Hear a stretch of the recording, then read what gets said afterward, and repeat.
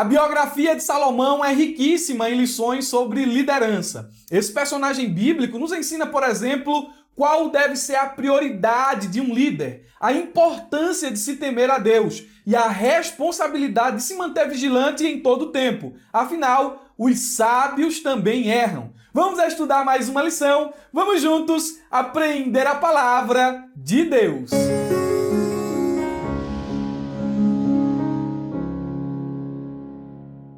Meus irmãos, quero cumprimentá-los com a paz do Senhor Jesus. Como é que vocês estão? Tá tudo bem por aí? Por aqui está melhor do que mereço. Para quem não me conhece, eu sou o presbítero e professor Murilo Alencar e é com grande alegria que damos início a mais uma pré-aula da Escola Bíblica Dominical, revista Jovem CPAD. Hoje estudaremos a lição de número 8, datada do dia 20 de novembro de 2022, cujo título é A Liderança de Salomão. Quero aqui revelar minha alegria em ter você aqui, aluno da ferramenta EBD, na plataforma da ferramenta. Quero lhe pedir que utilize todos os recursos exclusivos que nós disponibilizamos na plataforma da ferramenta para você. Aos irmãos que nos assistirão depois lá no YouTube, porque esse vídeo é postado primeiro para os alunos da ferramenta e depois os irmãos do YouTube recebem esse vídeo, não passe por ele sem deixar o seu like, sem se inscrever em nosso canal, se ainda não é inscrito,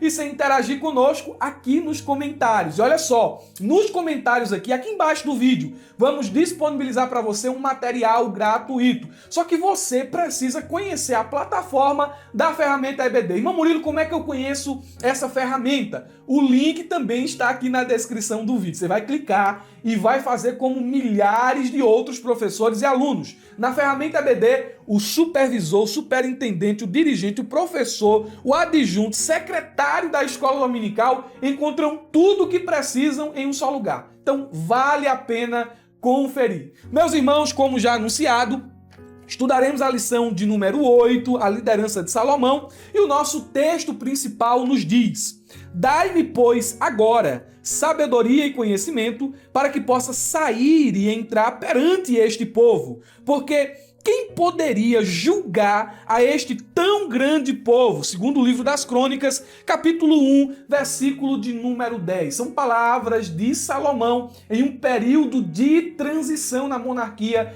em Israel. O grande rei Davi havia agora findado as suas atividades, o seu ministério vitorioso, e ele estava dando lugar à próxima geração. Seu filho Salomão era o escolhido de Deus para sucedê-lo no trono em Israel. E toda transição é complicada. E o nosso texto principal coloca em evidência um pedido de Salomão a Deus para que ele pudesse executar a sua missão de governar o povo com êxito. As palavras de Salomão aqui nesta oração são muito significativas. Na versão NVT, o texto pode ser lido assim: Dai-me sabedoria e conhecimento para que eu os lidere bem. Então Salomão está pedindo a Deus uma dádiva, um presente para que ele possa utilizar esse presente em benefício de outras pessoas. A sabedoria não é para mim enriquecer, Deus. A sabedoria não é para mim esbanjá-la e me gloriar dela, não. Eu quero sabedoria para governar bem o teu povo. O versículo prossegue: Pois quem é capaz de governar este teu grande povo? É o teu povo, Deus. E é um povo muito numeroso. Sozinho eu não consigo. Preciso da tua ajuda. Na paráfrase NBV, o texto diz: Peço que o Senhor me dê sabedoria. É quase que um clamor de Salomão. Ele pede sabedoria e conhecimento para governar esse povo. Pois quem pode sozinho dirigir uma nação tão grande como esta? O que é que Salomão está fazendo aqui? Ele está convidando Deus para participar de sua história. Ele está convidando Deus para ajudá-lo, auxiliá-lo em sua missão. Ele está aqui reconhecendo diante de Deus a sua incapacidade. Olha, Deus, eu não posso realizar essa missão com os recursos que eu tenho. Portanto, ouve a oração do teu servo. Me concede sabedoria e conhecimento. E essas palavras, elas estão em destaque no texto presente aqui no segundo livro das Crônicas. A palavra sabedoria e conhecimento normalmente são sinônimas, mas um estudioso bíblico nos aponta uma diferença entre elas. E ele diz que a palavra traduzida como sabedoria denota discernimento, geralmente do tipo espiritual, ao passo que conhecimento diz respeito ao acúmulo de informações ou fatos e seu uso apropriado. É basicamente uma diferença entre sabedoria e conhecimento, mas essa diferença é uma diferenciação dicionarizada, popularizada por um estudioso bíblico. O fato é que Salomão quer sabedoria, Salomão quer conhecimento, quer entendimento para poder entrar e sair no meio do povo de Israel, julgar aquela tão grande nação e direcioná-la. Afinal, Salomão ele teria que, como rei, liderar não só por meio de exemplo pessoal, mas também por meio de decretos. Então, para isso, precisa-se de sabedoria. Deus olha para esse pedido de Salomão e parece que Deus fica comovido porque o pedido é desinteressado. Normalmente, o que um rei quer, primeiro, é a segurança do seu reino, é vida longa para a sua dinastia, é vitória sobre os seus inimigos, mas Salomão não pede nada disso. Parece que era um teste de Deus, já havia sabedoria em Salomão para pedir sabedoria. Mas era como se fosse um teste de Deus. O que é que você quer? Porque teus irmãos aqui, que normalmente seriam os primeiros na linha sucessória do trono, querem essas coisas aí. Querem fama, vida longa, querem poder, querem vitória sobre os inimigos. Mas você, rapaz, o que é que você quer? Senhor, eu quero sabedoria. Eu quero sabedoria porque eu quero te servir, eu quero governar bem. Eu quero cumprir a missão bem, Senhor. Então Salomão ele tinha um coração de servo. Ele pede a Deus recurso do céu para poder executar sua missão aqui na terra. Deus, ele responde favoravelmente ao pedido de Salomão e concede ao rei não só sabedoria, mas Deus diz a ele, eu vou lhe dar riquezas, eu vou lhe dar bens e eu vou lhe dar honras, quais não teve nenhum rei antes de ti e depois de ti não haverá não haverá rei igual a ti. Lá em 2 Crônicas 1 e o versículo de número 12. Agora, dentro aqui do texto principal, nós podemos aprender um princípio espiritual que pode ser aplicado de imediato em nossas vidas, na vida dos seus alunos aí em classe. Irmão Murilo, qual é o princípio espiritual que nós podemos aprender aqui no texto principal? O pedido de Salomão reflete as prioridades que havia em seu coração. E as prioridades não eram riqueza, não era fama, não eram vaidades, coisas que estão presentes aqui no nosso coração. Quem é que não quer fama? Quem é que não quer dinheiro? Quem é que não quer ser bem de vida? Quem é que não quer recursos? Quem é que não quer ser conhecido e vitorioso? Essas vaidades, elas rondam o nosso coração. Mas no coração de Salomão havia outras prioridades. Mais do que vantagens pessoais, eu quero servir bem ao Senhor e quero servir bem a esse povo, porque esse povo é a tua herança, esse povo é o teu povo. Então eu preciso dessa dádiva, dessa sabedoria do céu para cuidar bem da tua herança.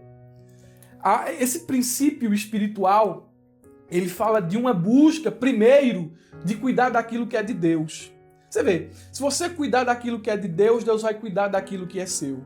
Se você buscar primeiro o reino dos céus, as demais coisas serão acrescentadas. Eu quero sabedoria, Deus. Não, eu vou lhe dar sabedoria, mas eu vou além daquilo que você pediu, Salomão. Eu vou lhe dar sabedoria, riqueza, honra e por aí vai. Lá em Mateus capítulo 6, versículo 33, nós temos um texto correlato que acentua esse princípio de buscar primeiro a vontade de Deus, o seu reino, buscar primeiro o plano, o projeto de Deus. O texto diz, buscai, pois, em primeiro lugar o seu reino e a sua justiça, e todas estas coisas vos serão acrescentadas. Glória a Deus, glória a Deus. Honre a Deus em todas as circunstâncias e Deus vai abençoar a sua vida. O nosso resumo da lição nos diz: Salomão é reconhecido como o homem mais sábio de toda a história. E eu me atrevo aqui no resumo da lição a fazer uma correção. Eu não creio que Salomão tenha sido o homem mais sábio de toda a história. Talvez ele possa ter sido o segundo. Quem foi o primeiro então? O primeiro foi Jesus. A Bíblia diz em Mateus capítulo de número 12, versículo 42 o seguinte: a rainha de Sabá também se levantará contra esta geração no dia do juízo e a condenará, pois veio de uma terra distante para ouvir a sabedoria de Salomão. E vocês têm à sua frente alguém maior do que Salomão. Jesus estava se mostrando ali maior do que Salomão. Eu sou maior do que Salomão. Então, eu faço essa pequena correção aqui no resumo da lição, dizendo que Jesus é o homem mais sábio de toda a história. E com isso eu não estou desmerecendo nem o autor da lição e nem tampouco a sabedoria de Salomão. Bom, a nossa lição tem alguns objetivos. O primeiro deles é apresentar uma análise da vida de Salomão. Faremos isso no tópico de número 1. O segundo, falar um pouco sobre a liderança, saber a respeito da liderança de Salomão. Vamos atingir esse objetivo no tópico 2.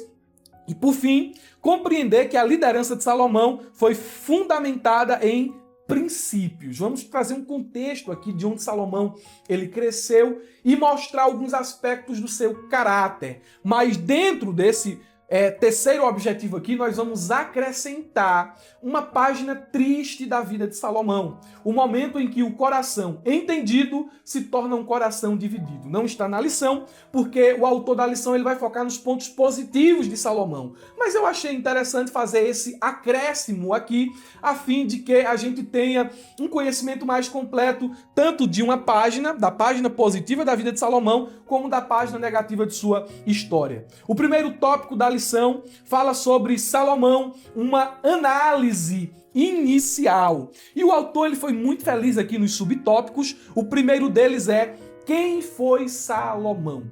Você pode perguntar aos seus alunos quem foi Salomão e extrair ali da sua classe o conhecimento que eles têm a respeito desse personagem bíblico. É até uma forma de quebrar o gelo e de buscar a interatividade dos seus alunos. Quem foi Salomão? Foi rei. O que você conhece da história de Salomão? E eles vão começar a citar alguns aspectos da biografia de Salomão que são conhecidos. A forma como Salomão julgou em uma situação ali onde duas mulheres estavam dizendo: é meu filho, é meu filho, é meu filho. E outras histórias mais de Salomão. Mas fato é, e é bom que você tenha isso em mente, que a história de Salomão está registrada em 2 livros. No primeiro livro dos Reis, aliás, em 3 livros, e no primeiro e no segundo livro das Crônicas. No livro dos Reis, a sua biografia está desde o capítulo 1 até o capítulo de número 11. E no livro das Crônicas, a biografia de Salomão vai do primeiro livro das Crônicas, capítulo 28, até o segundo livro das Crônicas, capítulo de número 9. Salomão é um personagem importante, as escrituras dedicam muito espaço a contar os seus feitos, a revelar os aspectos, as curiosidades e um pouco de sua biografia, de sua história de vida. O nome Salomão está associado à palavra que significa paz, com a qual compartilha as mesmas consoantes. Já sabemos disso aqui, mas vale relembrar. Ele é filho do rei Davi, com uma mulher chamada Batseba, que era a esposa de Urias.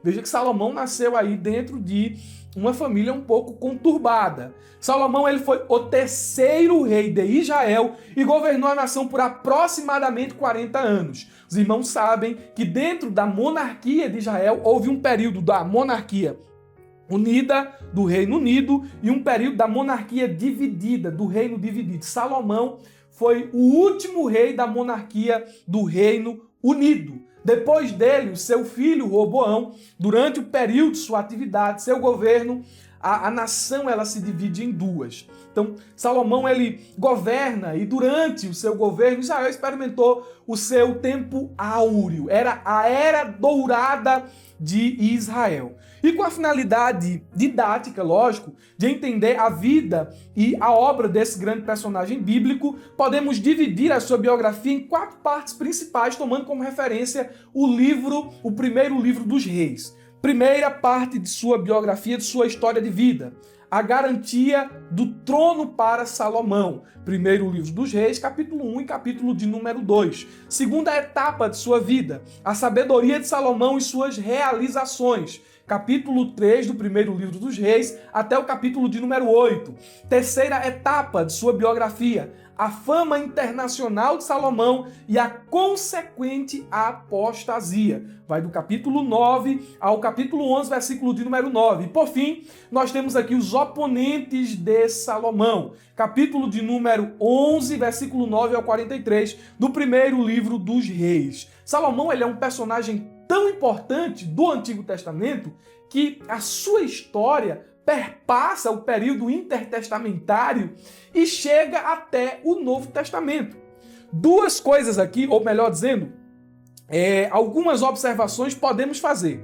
Primeiro, seu nome aparece na genealogia de Jesus. Mateus capítulo de número 1, versículos 6 e 7. Veja a importância que tem esse personagem bíblico para a história messiânica.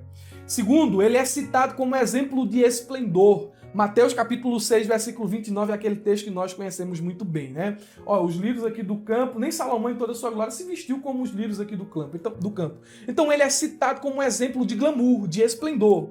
Ele também é citado como um exemplo de sabedoria, Mateus capítulo 12, versículo 42. Ele é identificado como construtor do templo, Atos 7, 47.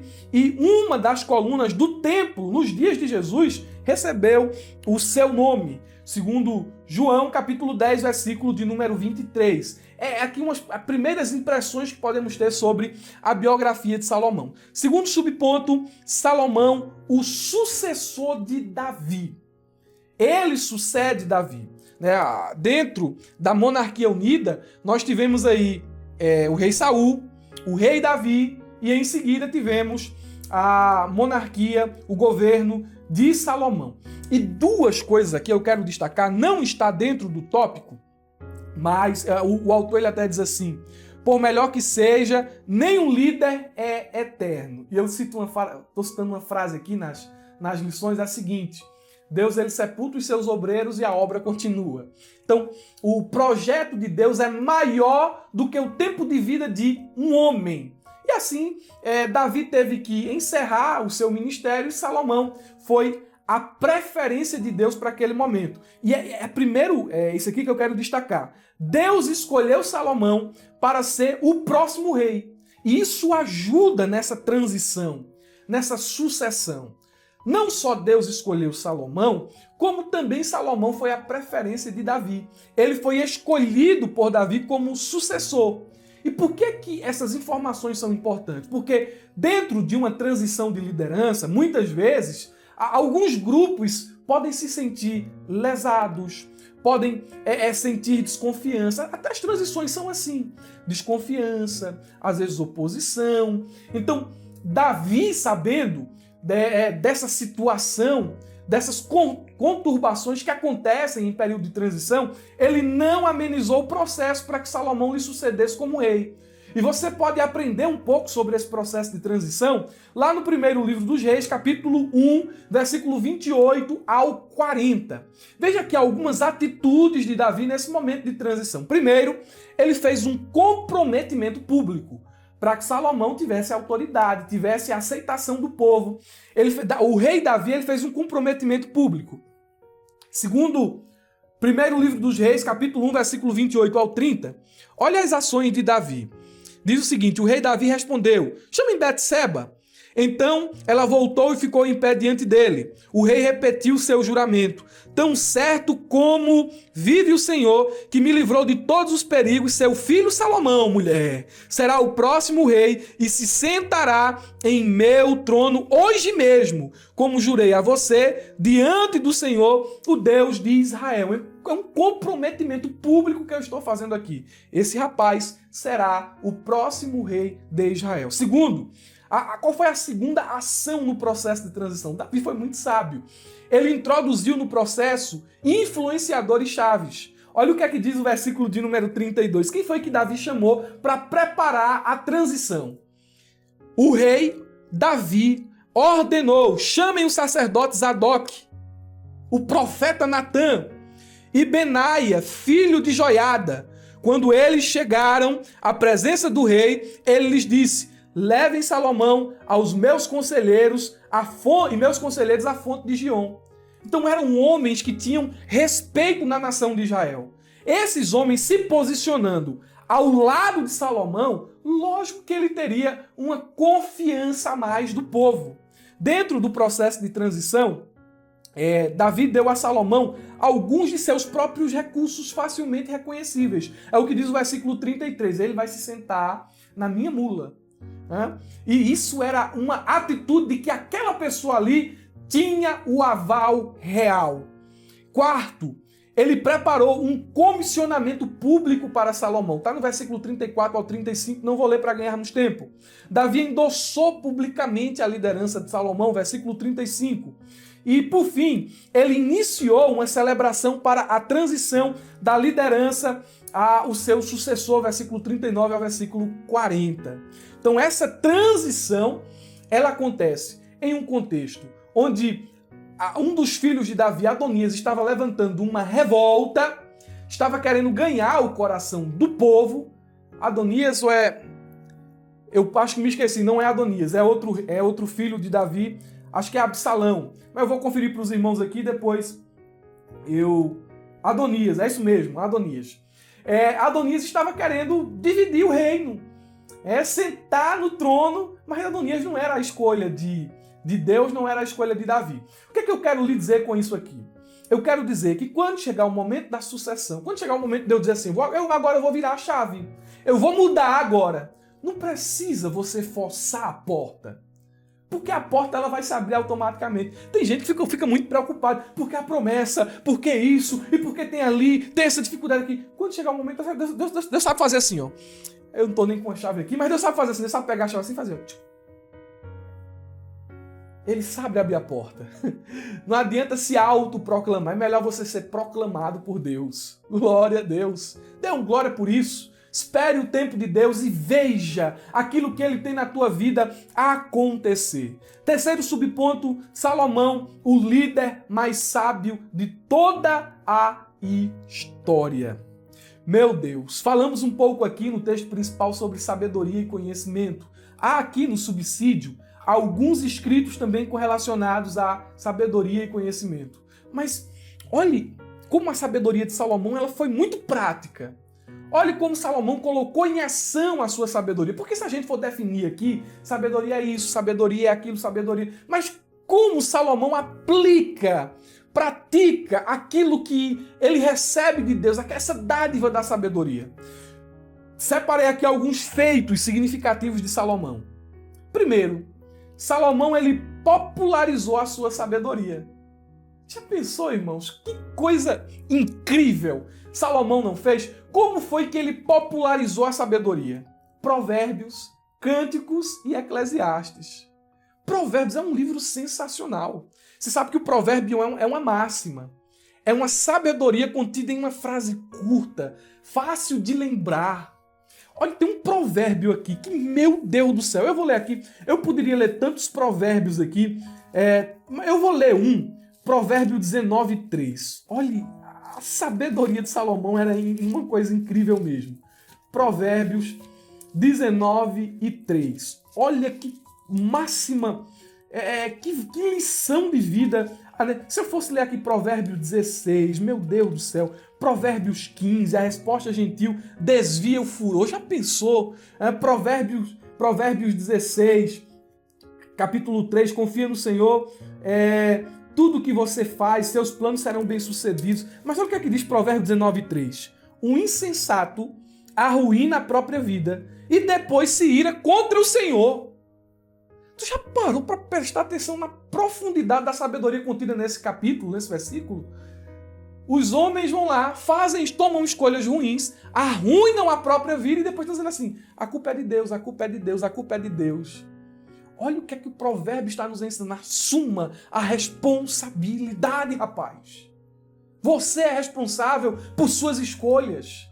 Provérbios é um livro que traz maturidade. Salomão, ele popularizou a sua sabedoria. Quer saber um pouco da sabedoria de Salomão? Leia Provérbios. Leia Provérbios. Pergunte aí, faça uma dinâmica em classe aí. peça para seus alunos aí citarem provérbios que eles conhecem. Ou você pode preparar aí uma lista de 10 provérbios para ler dentro de classe e mostrar aos seus alunos o tamanho da sabedoria de Salomão. Segundo, e aqui já é algo mais burocrático, Salomão ele organiza, ele faz uma organização fiscal e econômica do reino. Ele estabeleceu os tributos e as contribuições do reino. Primeiro livro dos Reis, capítulo 4, versículo 7. Salomão foi muito sábio, ele substituiu uma liderança. Ele delegou responsabilidade, ele convocou os principais líderes para estarem ao seu lado. Capítulo 4 do primeiro livro dos Reis, versículo 1 ao 6. Ele distribuiu responsabilidades e cargos. Ele foi o grande responsável pela construção do templo. Então a sua sabedoria é prática, pode ser vista, pode ser lida. Glória a Deus, glória a Deus. O tópico de número 1 visa justamente mostrar um pouco do perfil de quem foi Salomão. O tópico de número 2 vai tratar sobre a sua liderança, aspectos da liderança desse rei. E o primeiro aspecto aqui, que a lição destaca, é justamente a sua influência. Salomão, um líder influenciador.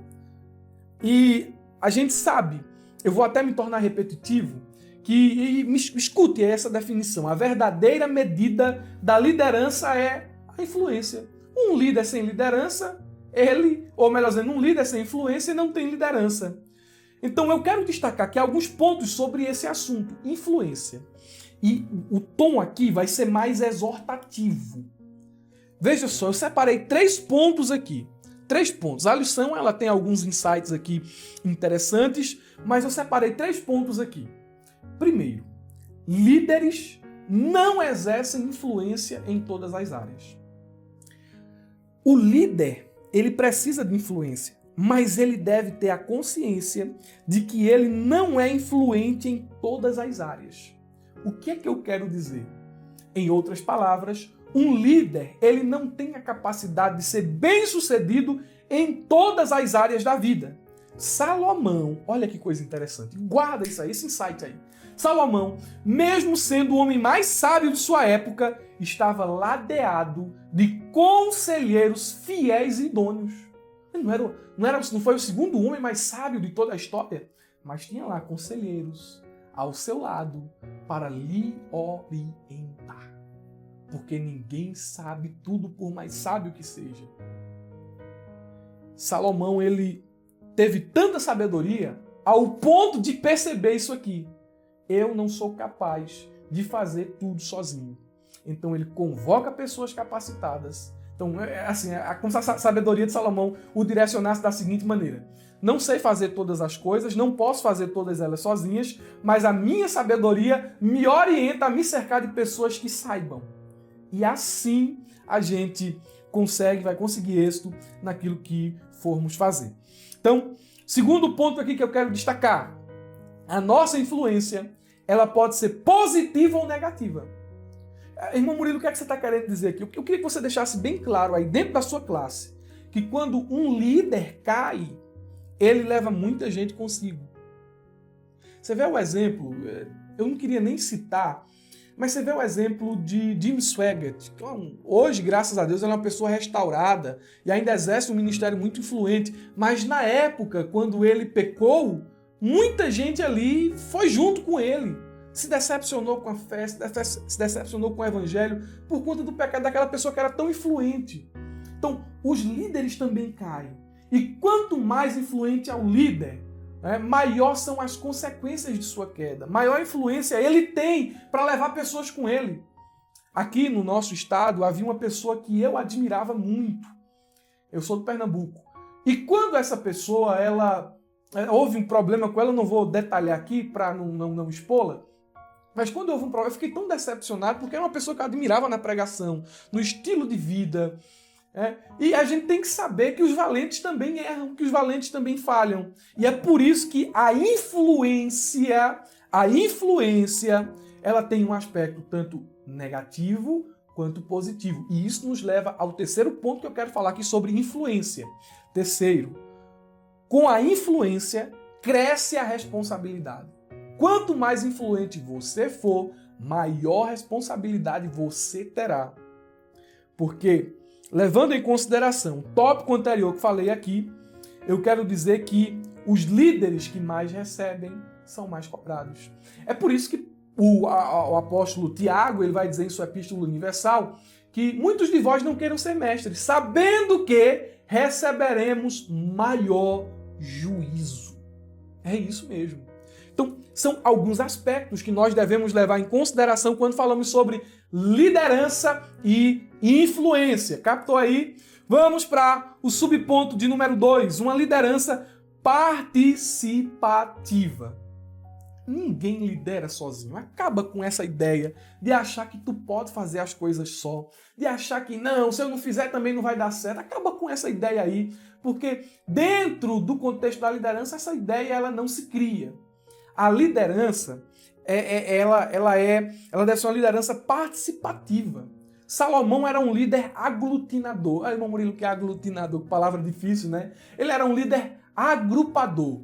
Ele soube trazer as pessoas para perto de si e utilizar os dons e talentos delas e extrair delas o melhor que elas tinham para a execução dos seus propósitos. O líder, ele é alguém que sabe trabalhar em conjunto. Ele é alguém que sabe delegar, que sabe ouvir, que sabe mudar de opinião, que sabe valorizar as pessoas. E é justamente isso que Salomão faz em seu reino. Se você ler o primeiro livro dos Reis, capítulo de número 4, você vai perceber que a liderança dele foi participativa. O pastor Anderson, ele me disse uma frase que eu nunca me esqueci. Acho que ele estava aqui em casa na ocasião, saiu lá de Minas Gerais, e veio aqui para o Pernambuco, para o sertão, cidade de Oricuri, esteve conosco aqui há alguns dias. E ele me disse uma coisa que eu achei muito bonita. Ele disse assim: Murilo, sozinho eu posso ir até mais rápido, mas juntos nós iremos mais longe. Coisa bonita, né? Coisa que um líder diz. Sozinho eu posso ir mais rápido. Agora, junto aqui, eu posso ir mais devagar. Só que eu vou mais longe. Então, liderança participativa tem como base esse princípio, dentro dessa frase bem elaborada. Entendeu? Terceiro aqui, Salomão, um líder visionário. Meu Deus do céu, como isso aqui? Presta atenção, olha para cá, homem de Deus, mulher de Deus. Como isso aqui está escasso em nossos dias. Líderes visionários. Por quê? Um líder sem visão, ele pode ser comparado a um avião sem plano de voo, que apesar de ter tudo o que precisa para voar, não pode cumprir o seu propósito porque não tem um destino claro. Você vê, tem gente que tem todas as habilidades e ferramentas que um líder precisa, mas ele não tem uma visão, ele não tem um destino, ele não tem um propósito. Ele não tem um propósito estabelecido. Eu sei que isso aqui acaba com a liderança de muita gente. Porque tem muita gente que é capacitada, mas não tem um objetivo. Você tem um objetivo? Você tem uma visão? Tem muita gente que não sabe qual é o seu objetivo, qual é a sua visão, e fica estagnado. Parado porque, apesar de saber, de ter, mas não sabe onde quer chegar. Você sabia que Salomão ele tinha uma visão, ele sabia onde queria chegar. O texto principal expressa essa visão de Salomão. Salomão, o que é que você quer?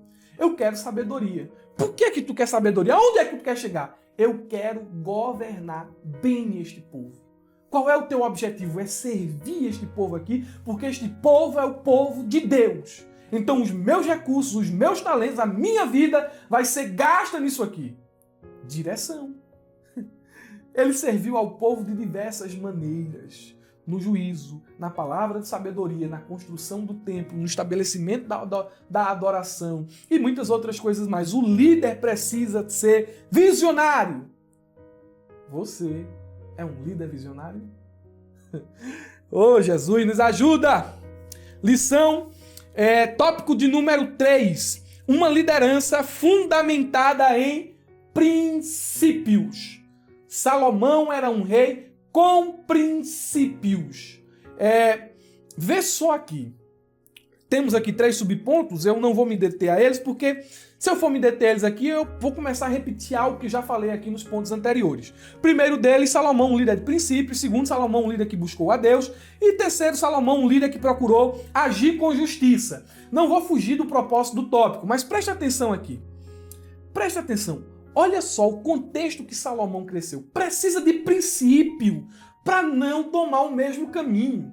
E ele começou tão bem, porque Salomão, ele cresceu em uma família que enfrentava muitas crises internas. E aqui nós podemos enumerar algumas. Primeiro, pecados sexuais. Olha o exemplo do seu pai, o exemplo de sua mãe.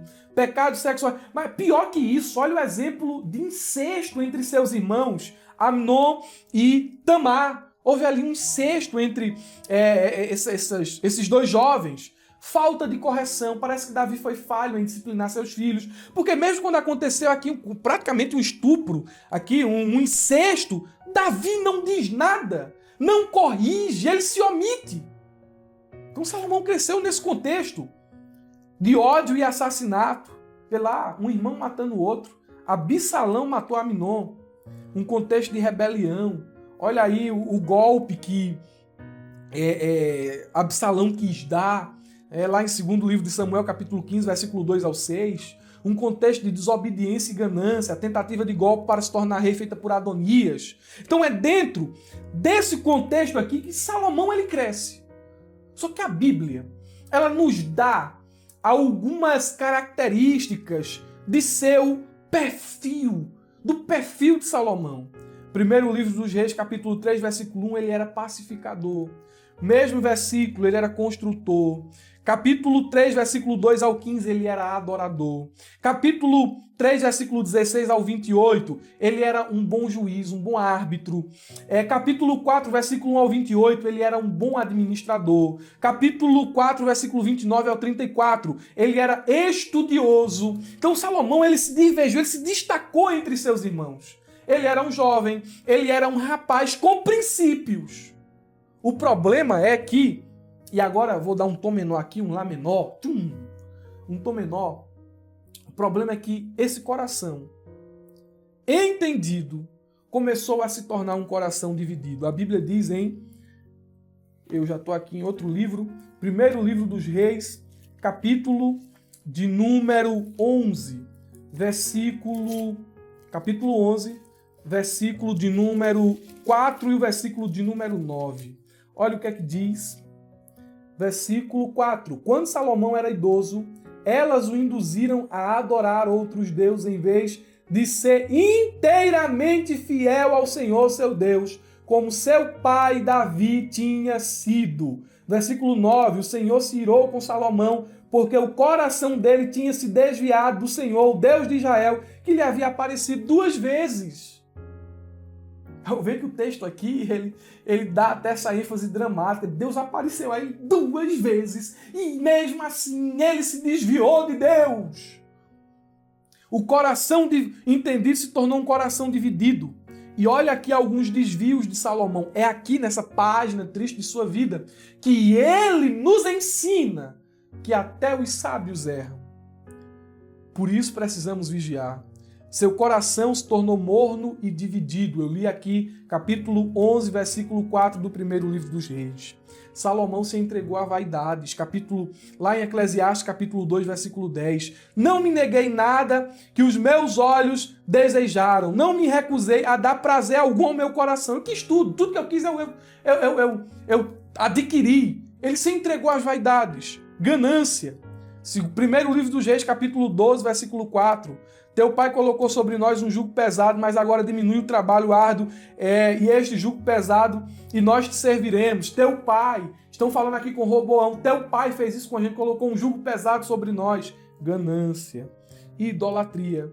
Lá em primeiro livro dos Reis, capítulo 11, versículo 5. Porque Salomão seguiu a Astarote, deusa dos Sidônios, a Milcom, a abominação dos Amonitas. Qual é a advertência que a gente pode fazer aqui? Pequenas concessões. Guarde isso. Um coração entendido se tornou dividido. Pequenas concessões assumem proporções gigantescas. A tragédia na vida de Salomão não foi uma catástrofe pessoal repentina, mas a diminuição gradual de sua devoção completa a Deus. Não foi algo assim, ó. Foi algo assim, ó. Devagarzinho, pequenas concessões o levaram ao fundo do poço. De forma semelhante em nossos dias, quem começa a questionar coisas pequenas e fazer pequenas concessões, cedo ou tarde estará questionando e se desviando dos pilares centrais de sua fé. Meu Deus, mas não posso terminar em um tom triste. No final de sua vida, o livro de Eclesiastes nos revela que Salomão já idoso, Salomão já com as marcas dos anos, próximo de seu descanso eterno, ele ergue a voz de um pregador experiente e diz: o fim de todo homem é temer ao Senhor e obedecer seus mandamentos. Glória a Deus. Então há sempre um tempo, sempre um lugar para o arrependimento. Salomão nos ensina muitas lições e, repito, Salomão nos ensina qual deve ser a prioridade de um líder: servir a Deus. Salomão nos ensina a respeito da importância de temer a Deus e também nos ensina a responsabilidade da vigilância, porque os sábios também erram. Eu espero ter contribuído com essas explicações para você chegar em classe e desenvolver a sua aula. Aos alunos da ferramenta EBD, a aula não terminou, tá bom? Dentro do subsídio aqui, após a conclusão, tem mais algumas coisas aqui que vocês precisam ler, vão somar o seu conhecimento, tá bom? Deus abençoe, tenha um ótimo final de semana, uma ótima aula de escola dominical. Não se esqueça, olha para cá, diz para mim, abra a jaula.